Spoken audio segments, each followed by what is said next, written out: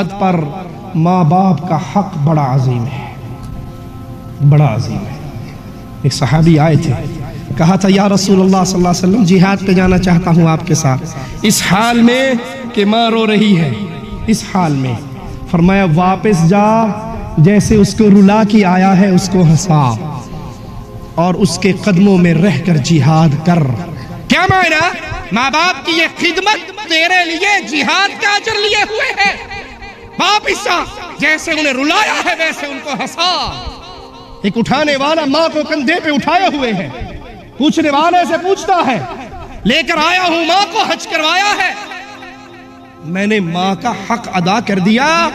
جواب دینے والے دیتے ہیں جب تم ماں کے پیٹ میں تھا تو کروٹیں بدلتا تھا، ماں کو درد کی لہر اٹھتی تھی، اس ایک لہر کا بھی بدلہ بیگم کے پیچھے لگ کر ماں باپ کو دھکے دے کر بڑھاپے میں باہر نکال دینے والوں، بیگموں کے پیچھے لگ کر ماں باپ کو فون تک نہ کرنے والوں، رحمت کا ہاتھ روک لینے والوں، خرچے کا ہاتھ روک۔ او جی گالتے ٹھیک ہے تے ماں پر میری بڈی نہ لڑ دی ہے، ویکھو تے صحیح بلا بڈی نال ماں لڑے برداشت تو ہوندہ ہے؟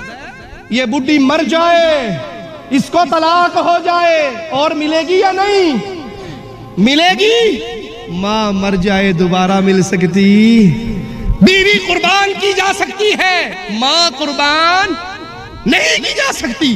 بیویوں کا بھی خیال کرو، عزت کرو، ان کی بھی خدمت کرو، لیکن ماں کے حق کو کبھی نہ بھولو۔ ماں ماں ہے، باپ باپ ہے۔ جس نے بچپن میں تجھے پالا، تو رات کو روتا تھا، تیرا بابا نیند سے اٹھ کے تجھے اپنے کندھے سے لگا کے کمرے میں گھومتا تھا، تو پیشاب کر دیتا، ماں تیرے گیلے بستر پہ سو جاتی، تجھے اپنے سوکھے بستر پہ سلا دیتی۔ بخار تجھے ہوتا، روتے ماں باپ رہتے۔ ان کا حق ادا نہیں ہو سکتا، ان کی خدمت کیجئے۔ اور اگر اندازہ کرنے چاہو کہ ماں باپ کی شان، عزت، مقام کیا ہے، تو قرآن حکیم کی اس آیت سے درس لو، وَاعْبُدُوا اللَّهَ وَلَا تُشْرِكُوا بِهِ شَيْئًا، عبادت کرو صرف اللہ کی، کسی کو اللہ کا شریک نہ بناؤ۔ اللہ نے اپنی عبادت کا حکم دیا، شرک سے منع کیا، اور اگلی بات فوراً کیا کی؟ وَبِالْوَالِدَيْنِ إِحْسَانًا، ماں باپ کے ساتھ احسان کرو۔ ماں باپ کے ساتھ، ابن عباس رضی اللہ عنہما سے کسی نے پوچھا ماں باپ کے ساتھ احسان کیا ہے؟ کہا لمبی بات ہے، کیسے جملے میں کیسے سمجھاؤں؟ کہا اچھا ماں باپ کی نافرمانی کیا ہے، عقوق کیا ہے وہ بتا دیجئے، الٹ مسئلہ سمجھ آ جائے گا تو وہ بھی سمجھ آ جائے گا۔ کہا بیٹا اپنے کپڑوں کو جھاڑے جن کپڑوں پہ مٹی لگی ہوئی ہے۔ جملہ سننا، بیٹا اپنی چادر کو جھاڑے، باپ کے سرہانے کھڑے ہو کے اس کی چادر پہ مٹی پڑی ہوئی ہے، وہ مٹی اڑ کے باپ کے سر پہ پڑ جائے، یہ نافرمان بیٹا۔ اور باپ کو گالیاں دینے والا اس کو دھکے، میں جانتا ہوں میرے باپ کو نہیں پتا۔ اگر تیرے باپ کو نہیں پتا پھر افسوس ہے تیری عقل پہ۔ یہ ماں باپ عظیم نعمت ہے۔ محدث حدیث کا درس دے رہے، ان کی والدہ جو عقلی طور پہ تھوڑی سی کمزور تھی، مسجد میں آتی ہے اور آ کر اپنے بیٹے سے کہتی ہیں حدیث کا درس بند کر، پہلے جا کر مرغیوں کو دانہ ڈال کے آ۔ یہ کیا کر رہے ہیں؟ قال اللہ وقال رسول پڑھا رہے ہیں۔ ماں کیا کہتی ہے؟ یہ درس اپنا بند کر اور جا کے دانہ ڈال مرغیوں کو۔ اب ماں تو جو چل کے اپنے گھر سے آئی، یہ کام آپ نہیں کر سکتی تھی؟ ہم جیسا ہوتا تو کیا کہتا؟ پتہ نہیں کدوں مرے گی، جان چھوٹے گی، اللہ ہی معاف کرے، عقل فارغ ہوگی ماں کی۔ چار سناتے نا اس کو، اور یہ اللہ کا ولی حدیث کو بند کرتا ہے اور اپنے شاگردوں سے کہتا ہے تمہیں حدیث رسول پڑھانا نفلی کام ہے، ماں کے حکم پہ مرغیوں کو دانہ ڈالنا مجھ پہ فرض ہو چکا ہے۔ حدیث بند کر دیتا ہے، درس چھوڑ دیتا ہے، پہلے ماں کا حکم پورا کرتا ہے۔ یہ ماں کی شان ہے۔ اللہ نے اپنی عبادت کے بعد سب سے بڑا حق جو رکھا ہے وہ ماں کا رکھا، باپ کا رکھا۔ ہاں ایک بات ہے، اگر ماں باپ اللہ اور اس کے رسول کے حکموں کے خلاف حکم دے پھر ماننا، یہ نہ ہو آپ نے داڑھی رکھ لیجئے، کچھ دنوں بعد شیو کر دی، جی داڑھی کیوں شیو کی؟ آپ نے نہیں کہا تھا ماں کی بات ماننی چاہیے؟ امی کا فون آیا تھا تیرے ماموں کی بیٹی سے تیری منگنی ہو گئی ہے، او مولوی نو کوڑی نہیں دے گا۔ اگر معاملہ آئے ماں باپ ٹکرائے اللہ سے، حکم مصطفیٰ سے، پھر آؤ میں منہج دوں، طریقہ دوں، صحابی ہے کلمہ پڑھ کے پیارے نبی کا صحابی بن چکا ہے. ماں کو پتہ لگتا ہے، اٹھتی ہے، تپتے ہوئے ریت میں لیٹتی ہے اور کہتی ہے یا تو محمد کو چھوڑ دے صلی اللہ علیہ وسلم، یا اس ریت میں ایڑیاں رگڑ رگڑ کے مر جاؤں گی. مقابلہ ہے مصطفیٰ کا ماں کے ساتھ. اپنے پیارے حبیب کو منگیتر کے وجہ سے ہرا دینے والوں. مول صاحب داڑھی رکھ لی تھی لیکن منگیتر صاحبہ کا فون آیا، چیکنے کے ساتھ رہوں گی، ملا کے ساتھ نہیں رہنا. میں نے تو شیو کر دی، بڑی مشکل سے منگنی ہوئی تھی، یہ بھی ٹوٹ گئی تو پتہ نہیں کو لبے گی نہیں لبے گی. پیارے نبی کا مقابلہ منگیتر سے، منگیتر جیت گئی. پیارے نبی کا مقابلہ ماں سے، ماں جیت گئی، نبی ہار گئے.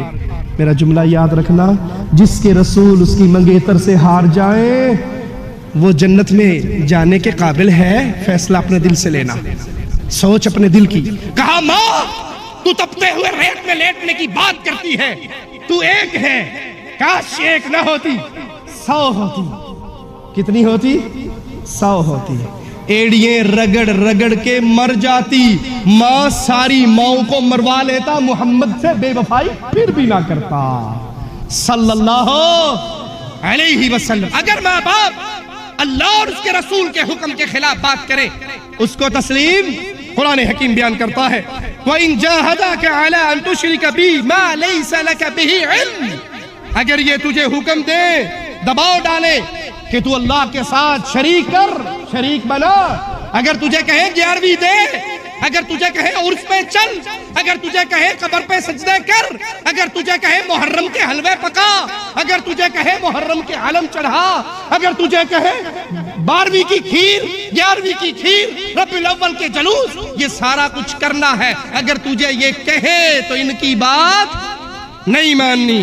فلا تطعہما، پھر ان کی اطاعت نہیں کر رہی، پھر ان کے پیچھے نہیں چلنا. ان کا کوئی حکم ایسا تسلیم نہیں کرنا جو حکم اللہ اور اس کے رسول کی مخالفت پر مبنی ہو. وَصَاحِبْهُمَا فِي الدُّنْيَا مَعْرُوفًا، یہ بات تو ٹھیک ہے کہ ماں باپ کی بات نہیں ماننی جہاں اللہ اور اس کے رسول کی مخالفت ہو، لیکن کیا جوش میں آ کر، کیا توحید کی غیرت میں آ کر ماں باپ کے ساتھ بدتمیزی کرنی ہے، ماں باپ کے ساتھ زبان درازی کرنی ہے، ماں باپ کو برا کہنا ہے؟ تو مشرک ہے، تجھے کیا پتا، مجھے پتا تو بے ایمان ہے، تو نہیں. اسلام اس کی اجازت نہیں دیتا. آپ نے ان کی بات نہیں ماننی لیکن زبان، بدتمیزی، بے حیائی کا کلام، نہ ماں کے ساتھ نہ باپ کے ساتھ، بھلے آپ کا باپ یہودی کیوں نہ ہو، آپ کا باپ نصرانی کیوں نہ ہو. وَصَاحِبْهُمَا فِي الدُّنْيَا معروفا، ان پہ دنیا میں مال بھی خرچ کرو، جان سے ان کی خدمت کرو، ان کی عزت کرو دنیا کے معاملات میں. اور جب وہ کہے بابا جی آئے نے اس کے قدموں میں سجدہ کر، کو ابا جان سجدہ میرے رب کا حق ہے، میں کسی اور کے لیے عزت سے، پیار سے، محبت سے. ایک جملہ اور کہوں، ماں باپ کے ساتھ سب سے بڑی نیکی، ماں باپ کے ساتھ سب سے بڑی نیکی وہ بندہ کرتا ہے جس کو پتا ہو میرے ماں باپ جہنم کے راستے پہ چل رہے، شرک کر رہے، اور وہ محنت کر کے، کوشش کر کے اپنے ماں باپ کو توحید کے راہ کا راہی بنا دے. اس کی مثال ہمارے سامنے موجود ہے. بحرین سے ہمارے بھائی ابو احمد آئے ہوئے، ان کی والدہ قبر پرستی، پیروں کو پوجنے والی. ان بھائیوں نے جا کر اپنی ماں کو ساتھ محنت کی، محبت سے، پیار سے سمجھایا.